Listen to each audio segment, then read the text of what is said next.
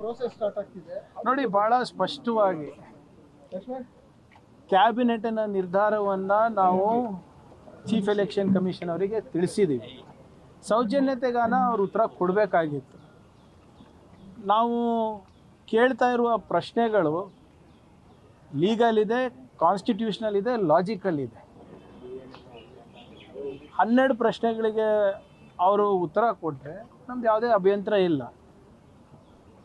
ನಮ್ಮ ಮೊದಲನೇ ಸಾಲಿನಲ್ಲೇ ನಾವು ಬರೆದಿರೋದೇನು, SIRಗೆ ನಾವು ವಿರೋಧ ಇಲ್ಲ, ಒಂದು ಉತ್ತಮವಾದಂಥ ಮತದಾರ ಪಟ್ಟಿ ಕೊಡುವ ಜವಾಬ್ದಾರಿ ಎಲೆಕ್ಷನ್ ಕಮಿಷನ್ ಅವರು. ಆದರೆ ಪಾರದರ್ಶಕತೆ ಇರಲಿ, ಯಾವುದೇ ರೀತಿಯಾಗಿ ಅರ್ಹರನ್ನು ಅನರ್ಹರು ಮಾಡಬೇಡಿ ಅಂದ್ಬಿಟ್ಟು ನಾವು ಕೇಳ್ಕೊಂಡಿರೋದು. ಚೀಫ್ ಎಲೆಕ್ಷನ್ ಕಮಿಷನಿಗೆ ಏನು ನಾವು ಕ್ಯಾಬಿನೆಟ್ ಡಿಸಿಷನ್ಸನ್ನು ಅಥವಾ ಕ್ಲಾರಿಫಿಕೇಷನನ್ನು ನಾವು ಕೇಳಿದ್ವಿ, ಅದು ಇಲ್ಲಿ CEO ಅವರಿಗೂ ಕೂಡ ನಾವು ಕೊಟ್ಟಿದ್ವಿ. ಆದರೆ ಅಲ್ಲಿಂದನೂ ಕೂಡ ಇನ್ನೂ ಯಾವುದೂ ಉತ್ತರ ಬಂದಿಲ್ಲ. ಸೊ ಇವತ್ತಿಂದ ಪ್ರಾರಂಭ ಆಗ್ತಾ ಇದೆ, ನೋಡೋಣ ಹೇಗೆ ನಾವು ಕಾನೂನಾತ್ಮಕವಾಗಿ ಇದನ್ನು ತಗೋಬೋದು ಅಂತ. ನಮ್ಮ interest in ensuring hygienic voter list, no citizen should be left behind, ಅಷ್ಟೇ ಕೇಳ್ತಾ ಇರೋದು. ಕೋರ್ಟ್ ನಿಮಗೊಂದು ಸಮನ್ ಕೊಟ್ಟಿದೆ ಸರ್, ನಿಮ್ಮನ್ನು ಸೇರಿದಂತೆ ಮಲ್ಪಾಡ್ ಅವರು ಆಮೇಲೆ ದಿನೇಶ್ ಗುಂಡೂರಾವ್ ಅವ್ರನ್ನ ನೋಡಿ ಇವರೇ ಏನಂತ ಹೇಳಿರೋದು. ಇವರೇ ನಾವು ಯಾವುದೋ ನಮ್ಮ ಒಂದು ವಿಚಾರಕ್ಕೆ, ಕೇರಳ ವಿಚಾರಕ್ಕೆ ಅದನ್ನು ಪ್ರತಿಪಾದಿಸಿದ್ದಕ್ಕೆ ಅದಕ್ಕೆ ಇವತ್ತು ಸಮನ್ಸ್ ಕೊಟ್ಟಿದ್ದಾರೆ. RSS ಬಗ್ಗೆ ನಾನೇನು ಸೃಷ್ಟಿ ಮಾಡಿಲ್ಲ. ಸಾಮಾನ್ಯ ಜನರ ಮಾಹಿತಿ ಏನಿದೆ ಅದನ್ನೇ ಪುನರುಚ್ಚರಿಸಿದೆ. ಕೆಲವು ಪತ್ರಿಕೆಗಳಲ್ಲಿ ಏನು ಬಂದಿದೆ ಅದನ್ನು ನಾನು ಪ್ರಕಟಣೆ ಮಾಡಿದ ಹೊರತು ಇವು ಯಾವುದು ಇನ್ಫಾರ್ಮೇಷನ್ ನಂದಲ್ಲ. ಒಬ್ಬ ಕೇರಳ ಮೂಲದ ವ್ಯಕ್ತಿ RSS ಶಾಖಾನಲ್ಲಿ ಅತ್ಯಾಚಾರಕ್ಕೆ ಒಳಗಾಗಿದ್ದಾನೆ ಅಂತ ಹೇಳಿ ಸೂಸೈಡ್ ನೋಟಲ್ಲಿ ಬರೆದು ಸೂಸೈಡ್ ಮಾಡ್ಕೋತಾನೆ ಅಂದರೆ ಅದು ಎಲ್ಲ ಇದರಲ್ಲೂ ರಿಪೋರ್ಟ್ ಆಯಿತು ಮಾಧ್ಯಮದಲ್ಲಿ. ಅದನ್ನು ನಾನು ಉಲ್ಲೇಖಿಸಿದೆ ಹೊರತು ಅದು ಯಾವುದು ನಂದು ಸೃಷ್ಟಿ ಎಲ್ಲ ಇದೇನು. ಆಮೇಲೆ ಇದೇನು ಹೊಸದು ಅಲ್ಲ. ನಿಮ್ಗೆ ನೆನಪಿದ್ರೆ BJP ಅವ್ರು ಏನು ಮಾಡ್ತಾರೆ ಅಂದರೆ, ಅವ್ರಿಗೆ ಯಾವಾಗ ಉತ್ತರ ಕೊಡೋಕ್ಕಾಗಲ್ಲ, ಹೀಗೆ ಸಂಸ್ಥೆಗಳ ಮುಖಾಂತರ ಅಥವಾ ಅವರ ಏನು ಕೆಲವು ಜನ ಆಳ್ಮಕ್ಳು ಇಟ್ಟಿದ್ದಾರೆ ಬರೀ ಬೆದರ್ಸೋಕ್ಕೆ. ಹೋದ ಬಾರಿ ನಿಮ್ಗೆ ಗೊತ್ತಿದೆ ಯಾವ ರೀತಿ ನಮಗೆಲ್ಲ ಬೆದರಿಕೆಯನ್ನು ನೀಡಿದರು. ಸೊ ಆದ್ದರಿಂದ ಇದು ಯಾವುದು ಹೊಸದು ನನಗೂ ಅಲ್ಲ, ಅವರಿಗೂ ಅಲ್ಲ. ಏನಿದ್ರು ನಾನು ಸಂವಿಧಾನವನ್ನು ಪಾಲನೆ ಮಾಡ್ತೀನಿ, ಕಾನೂನನ್ನು ಪಾಲನೆ ಮಾಡ್ತೀನಿ, ಕೋರ್ಟ್ ಆದೇಶ ಏನಿದೆ ಅದನ್ನು ಪಾಲನೆ ಮಾಡ್ತೀನಿ. ಆದರೆ ನಮ್ಮ ದೇಶದ ಕಾನೂನು ಮತ್ತು ಸಂವಿಧಾನ ಪಾಲನೆ ಮಾಡೋದು ನಂದು ಒಬ್ಬಂದೇ ಜವಾಬ್ದಾರಿನ, ಏನು RSSದು ಕೂಡ? ಅವರಿಗೆ ಸಪ್ರೇಟ್ ಕಾನೂನು ಇದೆಯಾ? ಅವರಿಗೆ ಸಪ್ರೇಟ್ ಸಂವಿಧಾನ ಇದೆಯಾ? We will go. ಇದೇನು ಕರೆದಿದೆ ಕೋರ್ಟ್ ಸಮನ್ಸ್ ಕಟ್ಟಿದ್ವಿ, ಹೋಗ್ತೀವಿ. ಯಾವುದಕ್ಕೂ ನಾವು ಅಂಜವರಲ್ಲ, ಏನಿಲ್ಲ. When I have the constitution with me, I have nothing to fear. One request to repeat it in sir. Can you just speak about it, sir? Notice has been served. ಆತಂಕ ಎಲ್ಲಿದೆ ಇವರೇ? ಅವರಿಗೆ ನಾನು ಅದೇ ಹೇಳೋದು, ಇವರೇ ಸಾಮಾನ್ಯ ಪ್ರಜ್ಞೆ ಇದ್ದು ಮಾತಾಡಿದ್ರೆ ನಾವು ಮಾತಾಡ್ಬೋದು. ಉಡಾಫೆಯಾಗಿ ಮಾತಾಡಿದ್ರೆ ಏನು ಉತ್ತರ ಕೊಡ್ಬೋದು? ನಾವು SIR ವಿರುದ್ಧ ಇದ್ದೀವಿ ಅಂತ ಹೇಳಿದೀವಾ? ಯಾರ್ದು ಜವಾಬ್ದಾರಿ ಒಂದು ಒಳ್ಳೆ ಉತ್ತಮವಾದಂಥ ಆರೋಗ್ಯವಾದಂಥ ಮತದಾರರ ಪಟ್ಟಿ ಸೃಷ್ಟಿ ಮಾಡೋದು? ಎಲೆಕ್ಷನ್ ಕಮಿಷನ್ದು. ನಾವೇನು ಹೇಳ್ತಾ ಇದ್ದೀವಿ, ಎಲ್ಲರಿಗೂ ಇನ್ಕ್ಲೂಡ್ ಮಾಡಿ ಯಾರು ಅರ್ಹರಿದ್ದಾರೆ ಅಂತ. ಬೆಂಗಾಲ್ನಲ್ಲಿ, ಬಿಹಾರ್ನಲ್ಲಿ, ತಮಿಳುನಾಡಿನಲ್ಲಿ, ಕೇರಳನಲ್ಲಿ ಸಾಕಷ್ಟು ಗೊಂದಲ ಸೃಷ್ಟಿಯಾಗಿದೆ ನಾಗರಿಕರಲ್ಲಿ. ಹಾಗಾಗಬಾರ್ದು ಅಂತ ಕೇಳೋದು ತಪ್ಪ? ನಾನು ಹೇಳ್ತಾ ಇದ್ದೀರಲ್ಲ, 12 ಪ್ರಶ್ನೆಗಳಲ್ಲಿ ಯಾವ ಪ್ರಶ್ನೆ ಇಲ್ಲಾಜಿಕಲ್ ಇದೆ, ಅನ್ಕಾನ್ಸ್ಟಿಟ್ಯೂಷನಲ್ ಇದೆ, ಇಲ್ಲೀಗಲ್ ಇದೆ ಹೇಳ್ಬಿಡ್ಲಿ, ನಮಗೆ ನಾವು ತಯಾರಿದ್ದೀವಿ. ಏನು ಇವರೊಬ್ಬರಿಗೆ ಗೊತ್ತಾ ಕಾನೂನು? ಇವರೊಬ್ಬರಿಗೆ ಗೊತ್ತಾ ಸಂವಿಧಾನ? ಆಮೇಲೆ ನಮಗೇನಾದರೂ ಅನುಮಾನ ಇದ್ದರೆ ನಾವು ಎಲೆಕ್ಷನ್ ಕಮಿಷನ್ಗೆ ಕೇಳಬಾರ್ದಾ? ಏನು BJP ಕಚೇರಿಗೆ ಹೋಗಿ ಕೊಡಬೇಕಾ ನಾವು ಲೆಟರ್ಗಳು? ಯಾರು ಮಾಡ್ತಾ ಇದ್ದಾರೆ, ಯಾರು ಜವಾಬ್ದಾರಿ ಇದ್ದಾರೆ ಅವ್ರ ಹತ್ರ ನಾವು ಕೊಟ್ಟಿದ್ದೀವಿ. ಉತ್ತರ ಕೊಡೋದು ಅವರು. ECಗೆ ಪ್ರಶ್ನೆ ಕೇಳಿದ್ರು BJP ಅವರು ಉತ್ತರ ಕೊಡ್ತಾರೆ, RSSಗೆ ಪ್ರಶ್ನೆ ಕೇಳಿದ್ರು BJP ಉತ್ತರ ಕೊಡ್ತಾರೆ. ಅವ್ರ ಪಕ್ಷದ ಬಗ್ಗೆ ಬಿಟ್ಟರೆ ಇನ್ನೆಲ್ಲದ ಬಗ್ಗೆ ಅವರೇ ಉತ್ತರ ಕೊಡ್ತಾರಲ್ಲ. ಅಡ್ಡ ಮತದಾನ ಹೇಗಾಯಿತು ಅಂದರೆ ಗೊತ್ತಿಲ್ಲ ಅಂತಾರೆ, ಯಾರ್ಯಾರು ಮಾಡಿದ್ರು ಅಂದರೆ ಗೊತ್ತಿಲ್ಲ ಅಂತಾರೆ. ಸದಾನಂದ ಗೌಡ್ರದ್ದು ನಿನ್ನೆ ಆಡಿಯೋ ಬಂತಲ್ಲ, ಚೇಂಜ್ ಮಾಡ್ತಾರಂದ್ರೆ ಗೊತ್ತಿಲ್ಲ ಅಂತಾರೆ. ಇ ಸಿಗೆ ಮಾತಾಡಿದ್ರೆ ಇವ್ರು ಉತ್ತರ ಕೊಡ್ತಾರೆ, RSS ಗೆ ಮಾತಾಡಿದ್ರೆ ಇವ್ರು ಉತ್ತರ ಕೊಡ್ತಾರೆ. ಇದು ವಿಚಿತ್ರ ಅಲ್ವಾ ಇದು? ನನಗೆ ಗೊತ್ತಿಲ್ಲ ಇವರೇ, ನೀವೇನು ಹೇಳಿದ್ರೆ ಅದೇ ಹೇಳ್ತಾರೆ. ಮತ್ತೆ ಇದಕ್ಕೂ ಕೋರ್ಟ್ ಸಮನ್ಸ್ ಬರುತ್ತೆ ನನಗೆ. ನಿನ್ನೆ ನಿಮ್ಮ ಸುದ್ದಿವಾಹಿನಿಗಳಲ್ಲಿ ಏನು ಬಂದು ಅದೇ ಹೇಳ್ತಾ ಇರೋದು ನಾನು. ಈಗ ಯಾರನ್ನ ಕೇಸ್ ಕೊಟ್ಟರೆ ತೊಗೊಂಡು ಅದಕ್ಕೆ ನಾನು ಸ್ಪಷ್ಟವಾದಂಥ ಉತ್ತರ ಕೊಡ್ತೀನಿ. ಈಗ ನಿಮ್ಮ ಹೋಮ್ ಮಿನಿಸ್ಟರ್ ನಾನೇ. So you give me a case, I will take it and I will tell ಅದು ಯಾರು ವಾಯ್ಸ್ ಇದೆ ಅಂತ. ಬಟ್ ಏನು BJP ಅವರು ಕೋರ್ಟಿಗೆ ಹೋಗ್ತಾರೆ ವಾಯ್ಸ್ ಸ್ಯಾಂಪಲ್ ಕೊಡಬಾರ್ದು ಅಂದ್ಬಿಟ್ಟು. ಗೊತ್ತಲ್ಲ ನಿಮಗೆ ಯಾರ್ಯಾರು ಸುಪ್ರೀಂ ಕೋರ್ಟಿಗೆ ಹೋಗಿದ್ದಾರೆ ವಾಯ್ಸ್ ಸ್ಯಾಂಪಲ್ ಬರಬಾರ್ದು ಅಂತ. ನೀವು ಎತ್ತಿರೋ ಪ್ರಶ್ನೆಗಳಿಗೆ ಚುನಾವಣಾ ಆಯೋಗ ಉತ್ತರ ಕೊಡದೇ ಇರೋ ಹಿನ್ನೆಲೆಯಲ್ಲಿ ನಿಮ್ಗೆ ಏನಾದ್ರು ಸಸ್ಪೆಕ್ಟ್ ಇದೆಯಾ, ಸರಿಯಾಗಿ ಮಾಡಲ್ಲ ಆ ಥರ ಏನಾದ್ರು? ನೋಡಿ ಇವರೇ, ಇದು ಒಂದು ವ್ಯವಸ್ಥಿತವಾಗಿ ನಡೆದಿದೆ. ನೀವು ಸ್ವಲ್ಪ ಗಮನಿಸಬೇಕಾಗಿರೋಂಥ ವಿಚಾರ ಇದು. ಈ ಸರ್ಕಾರ ಏನಿದೆ ಕೇಂದ್ರದಲ್ಲಿ, ಇವರು ಚುನಾವಣೆ ಆಯೋಗವನ್ನು ಅವರ ಕೈಗೊಂಬೆಯನ್ನು ಮಾಡ್ಕೊಳ್ಳಿಕ್ಕೆ ಮಾಡಿದ್ದಾರೆ ಕೂಡ ಹೌದು. ಮೊದಲು ಏನು ಮಾಡಿದ್ರು ಇವರು, ಚೀಫ್ ಎಲೆಕ್ಷನ್ ಕಮಿಷನರ್ ಸೆಲೆಕ್ಷನ್ ಪ್ಯಾನೆಲ್ನಲ್ಲಿ ಚೀಫ್ ಜಸ್ಟಿಸ್ ಆಫ್ ಇಂಡಿಯಾ ಇದ್ದರು, ಅವರನ್ನು ತೆಗೆದು ಒಂದು ಕ್ಯಾಬಿನೆಟ್ ಮಿನಿಸ್ಟರ್ ಮಾಡಿಕೊಂಡ್ರು. ಅಂದರೆ ಯಾರೇ ಆಯ್ಕೆ ಮಾಡಿದ್ರು ಕೂಡ 3 ಜನರಲ್ಲಿ ಆ ಪ್ಯಾನೆಲ್ಲು ಮೋದಿಯವ್ರ ಮಾತು ಕೇಳಬೇಕು ಅಂತ. ಚೀಫ್ ಎಲೆಕ್ಷನ್ ಕಮಿಷನ್ ಫಸ್ಟು ಆಯ್ಕೆಯ ಪ್ರಕ್ರಿಯೆಯನ್ನು ಬದಲಾವಣೆ ಮಾಡಿದ್ರು. ಅದಾದಮೇಲೆ ಏನು ಮಾಡಿದ್ರು, 80 ಜನ MP ಸಸ್ಪೆಂಡ್ ಮಾಡಿಬಿಟ್ಟು ಈ ಚೀಫ್ ಎಲೆಕ್ಷನ್ ಕಮಿಷನರ್ ಅವರಿಗೆ ಜುಡಿಷಿಯಲ್ ಇಮ್ಯುನಿಟಿ ಕೊಡಿಸಿದ್ರು. ಅಂದರೆ ಅವರು ಜವಾಬ್ದಾರಿಯನ್ನು ನೆರವೇರಿಸಬೇಕಾದಾಗ ಅವರು ಡ್ಯೂಟಿನಲ್ಲಿ ಏನೇ ಮಾಡಿದ್ರು ಕೂಡ ಯಾವ ಕೋರ್ಟು ಅಥವಾ ಯಾವ ಕಾನೂನು ಅಡಿನಲ್ಲೂ ಅವರಿಗೆ ಪ್ರಶ್ನೆ ಮಾಡಬಾರ್ದು ಅಂದ್ಬಿಟ್ಟು ಜುಡಿಷಿಯಲ್ ಇಮ್ಯುನಿಟಿ ಕೊಡಿಸಿದ್ರು. ಅದಾದಮೇಲೆ SIR ತಂದರು. SIR ಪ್ರಯೋಗ ಮಾಡಿದ್ರು ಇಲ್ಲಿ ಕೇರಳನಲ್ಲಿ, ಬಿಹಾರ್ನಲ್ಲಿ, ತಮಿಳುನಾಡಿನಲ್ಲಿ. ಅಲ್ಲೆಲ್ಲ ಕೆಲವು ಲೋಪಗಳು ಕಂಡು ಬಂತು. ಬೆಂಗಾಲ್ನಲ್ಲಿ ಒಂದು ಕಾನೂನು ತಂದರು, ಏನಂತ, ಲಾಜಿಕಲ್ ಡಿಸ್ಕ್ರಿಪೆನ್ಸಿ ಅಂತ. ಆ ಲಾಜಿಕಲ್ ಡಿಸ್ಕ್ರಿಪೆನ್ಸಿಯ ಅಡಿನಲ್ಲಿ ಎಲ್ಲರಿಗೂ ತೆಗೆದುಬಿಟ್ರು. ಟ್ರಿಬ್ಯುನಲ್ ಸೆಟಪ್ ಮಾಡಿದ್ರು. ಟ್ರಿಬ್ಯುನಲ್ನಲ್ಲಿ ರಿಟೈರ್ಡ್ ಸುಪ್ರೀಂ ಕೋರ್ಟ್ ಜಡ್ಜ್ ಹಾಕೋದು. ಸುಮಾರು 1 ಕೋಟಿ ಅರ್ಜಿಗಳು ಇದಕ್ಕೆ ಹೋದವು. ಕ್ಷಮಿಸಬೇಕು, 27 ಲಕ್ಷ ಅರ್ಜಿಗಳು ಟ್ರಿಬ್ಯುನಲ್ಲಿಗೆ ಹೋದರು. ಆ ಸುಪ್ರೀಂ ಕೋರ್ಟ್ ನ್ಯಾಯಾಧೀಶರು ಯಾರಿದ್ರು ರಿಟೈರ್ಡು, ಅವ್ರು ರಾಜೀನಾಮೆ ಕೊಟ್ಬಿಟ್ಟು ಇದು ಮಾಡ್ಲಿಕ್ಕಾಗಲ್ಲಪ್ಪ, ಇದಕ್ಕೆ 4 ವರ್ಷ ಬೇಕು ಅಂತ ಹೇಳಿದ್ರು. ಅದಾದಮೇಲೆ ಕೋರ್ಟ್ ಏನು ಆದೇಶ ಕೊಡ್ತು, ಈ ಸರಿ ನಿಮ್ಗೆ ಮತದಾನ ಕೊಡೋಕ್ಕಾಗಲ್ಲ, ನೆಕ್ಸ್ಟ್ ಟೈಮ್ ನೋಡೋಣ ಅಂತ ಹೇಳಿ. ಕ್ರೊನಾಲಜಿ ಸಮಜಿ ಯಾವುದಕ್ಕೆ ಹೇಳಿ, ಇದು ನಿಮ್ಮ ಹಕ್ಕನ್ನು ಕಸ್ಕೊಳ್ಳಿಕ್ಕೆ. ಯಾರಿಗೆ ಬೇಕು ಇವರು ಓಟನ್ನು ಕಟ್ ಮಾಡೋದಕ್ಕೆ. ಅಸ್ಸಾಂನಲ್ಲಿ ಡಿಲಿಮಿಟೇಷನ್ ಮಾಡ್ತಾರೆ, ಡೆಮೋಗ್ರಫಿನ ಡಿವೈಡ್ ಮಾಡ್ತಾರೆ,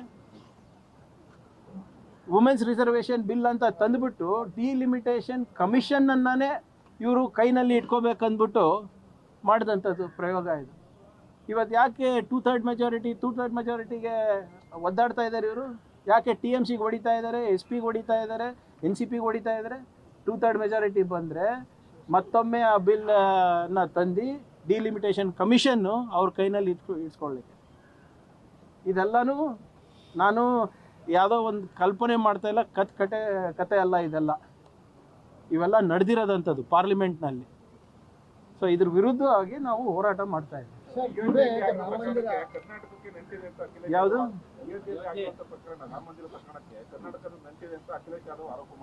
ನೋಡಿ, ಅದೇನಿದೆ ನಾನು ಸರಿಯಾಗಿ ಗೊತ್ತಿಲ್ಲ.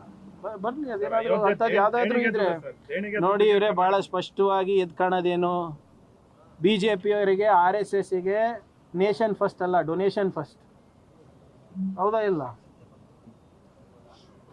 ಈಗ ರಾಮ ಮಂದಿರ ಪ್ರತಿಷ್ಠಾಪನೆ ಯಾರು ಮಾಡಿದ್ರು? ಪ್ರಾಣ ಪ್ರತಿಷ್ಠಾಪನೆ ಮೋದಿಯವರಲ್ವಾ? ಇನಾಗ್ರೇಷನ್ ಯಾರು ಮಾಡಿದ್ದು? ಮೋದಿಯವರಲ್ಲ. ಸಮಿತಿ ರಚನೆ ಮಾಡಿದ್ದು ಮೋದಿಯವರಲ್ವಾ? 15 ಜನ ಸಮಿತಿ ಇಲ್ಲಿ 12 ಜನ ಕೇಂದ್ರದಿಂದ ನಾಮಿನೇಟೆಡ್ ಮೆಂಬರ್ಸ್ ಇದ್ದಾರೆ. ಯಾರು ಮಾಡಿದ್ದು? ಮೋದಿಯವರಲ್ವಾ?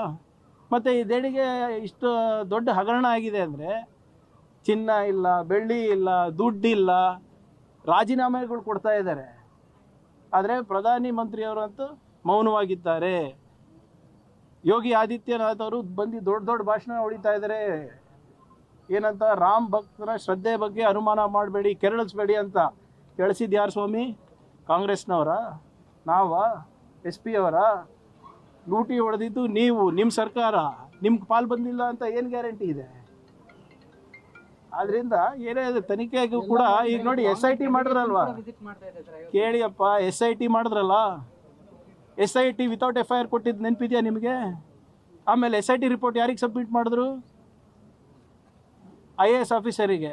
IAS officer is a trustee, nominated trustee. ಅಂದರೆ ಯಾರ ಮೇಲೆ ಆರೋಪ ಇದೆ ಅವರಿಗೆ ನೀವು ವರದಿ ಸಲ್ಲಿಸ್ತಾ ಇದ್ದೀರಾ? ಇದು ನಡೀತಾ ಇರೋದು. BJP ಸರ್ಕಾರದಲ್ಲಿ ಮುಚ್ಚಾಕಕ್ಕೆ ಪ್ರಯತ್ನ ಮಾಡ್ತಾ ಇದ್ದಾರೆ ಇವತ್ತು.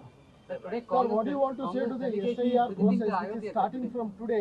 SIR process is starting from today.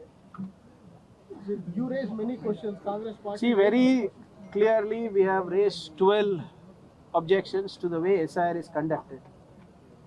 We were expecting the CEC to reply to what our Chief Secretary has written. But unfortunately, they have not done so. We will evaluate. We have asked legal questions, constitutional questions.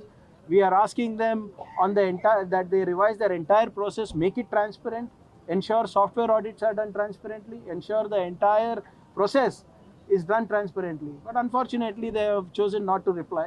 We'll see what to do in a couple of Why do you days. think there is no transparency in this, sir? Why do you See, the Chief Election Commissioner and the Election Commission are puppets in the hands of the government.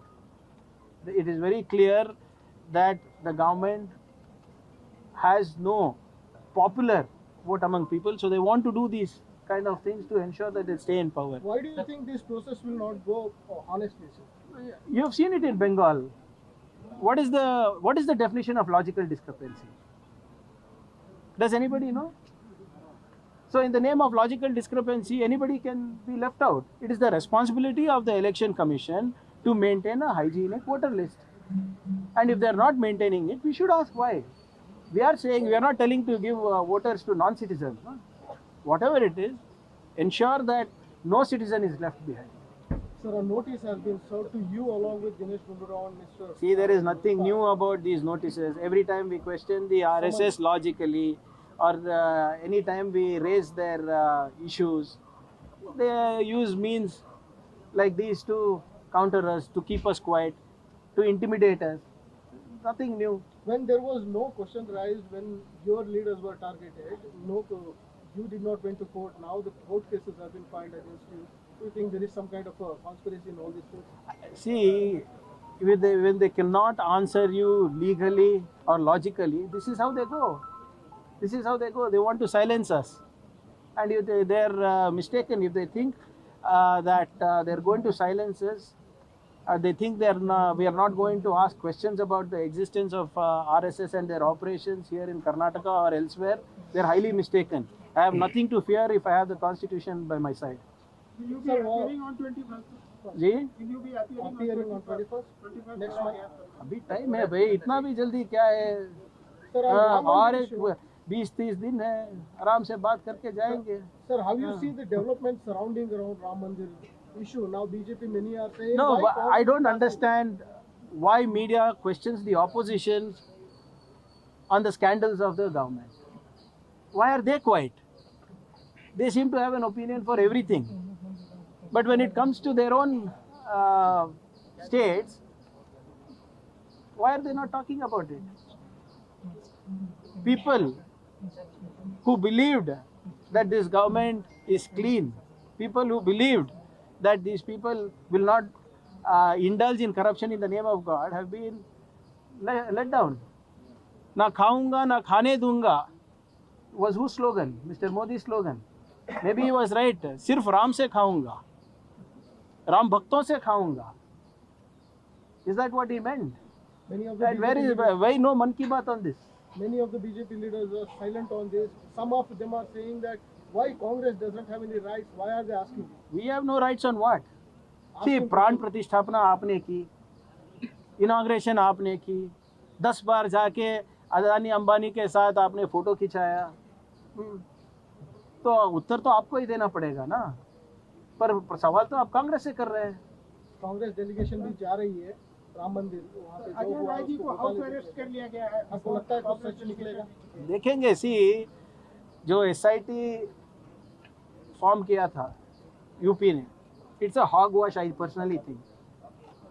वो SIT का report उसी IAS officer को दे रहे हैं जो trustee है, और विदाउट FIR दिया था पहले, अभी तो FIR हुआ है। तो हमको ये पता चलता है कि ये मैसिव कवर अप हो रहा है, उत्तर नहीं दे पा रहे हैं। किसको बचाना? किसको? ये जो राम के नाम पे पॉलिटिक्स करते हैं ना, हमारे BJP वालों को, RSS वालों को, where are those people now? RSS वाले क्यों बात नहीं कर रहे हैं? प्रियंक खरगे के बारे में आए तो इतना बात करते हैं, कोर्ट में जाके समन्स करते हैं। Why they have not filed a court case against the Ram Mandir trustees? Why? Where are all these RSS भक्स, नेशनलिस्ट्स, देशभक्त लोग कहाँ किस बिल में छुपे हैं अभी? Report has been submitted to the same officer, sir, who is the IAS officer. That's who is the exactly my trustee of the point. temple.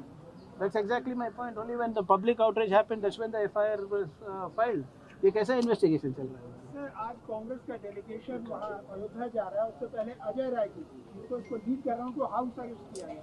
क्योंकि वो डरते हैं, BJP डरते हैं कि सच ना सामने आ जाए। ಸರ್ ಆನಗಲ್ನ ನರೇಗಲ್ನಲ್ಲಿ ಕೋಮು ಗಲಭೆ ಆಗಿದೆ, ಅದ್ರ ಬಗ್ಗೆ ಮಾಹಿತಿ? ಕೋಮು ಗಲಭೆ ಆಗಿದೆ ನರೇಗಾ Haveri. ನರೇಗಲ್ ಅದೇ ಇದ್ರ ಓರಿ ಇದರಲ್ಲಿ ಅದು ಮಸೀದಿ ಮುಂದೆ ತಗೊಂಡು ಹೋಗ್ತಾ ಇದೆ, ಇಬ್ಬರು ಯುವಕರು ಘರ್ಷಣೆ ಮಾಡ್ಕೊಂಡಿದ್ದಾರೆ. ಅದನ್ನ ಈಗಾಗಲೇ ಅವರೆಲ್ಲರೂ ಇದರಲ್ಲಿ ಅವರಿಗೆ ಚಿಕಿತ್ಸೆಯನ್ನು ಕೊಡ್ತಾ ಇದ್ದಾರೆ. ಅದಾದ್ಮೇಲೆ ತನಿಖೆ ಮಾಡ್ತೀವಿ ಏನೇನಾಗಿದೆ ಅಂತ. PSI ಅರೆಸ್ಟ್ ಆಗಿದ್ದಾರೆ, ಅಮೃತಹಳ್ಳಿ ಪೊಲೀಸ್ ಸ್ಟೇಷನ್ PSI. ಹೋಗ್ಸೋ ಕೇಸ್ ಅವ್ರ ಮೇಲೆ ದಾಖಲೆ. ಇದು 1 ವರ್ಷ ಹಿಂದೆ ನಡೆದಂಥ ಪ್ರಕರಣ ಮೊನ್ನೆ ಬೆಳಕಿಗೆ ಬಂದಿದೆ. ಮೊನ್ನೆ ಸಾಯಂಕಾಲನೇ ಅವನಿಗೆ ಸಸ್ಪೆಂಡ್ ಮಾಡೋಕ್ಕೆ ನಮ್ಮ ಸ್ಟೇಷನ್ಗಳಲ್ಲಿ ಇಂಥ ಘಟನೆಗಳು ನಡಿಬಾರ್ದು. ಅಸಹ್ಯ. ಇಂಥ ಸಿಬ್ಬಂದಿಗಳು ಹೆಂಗೆ ಆರಿಸಿ ಬರ್ತಾರೋ ನಿಜವಾಗ್ಲೂ ನಮಗೆ ನಾಚಿಕೆ ಬರುತ್ತೆ.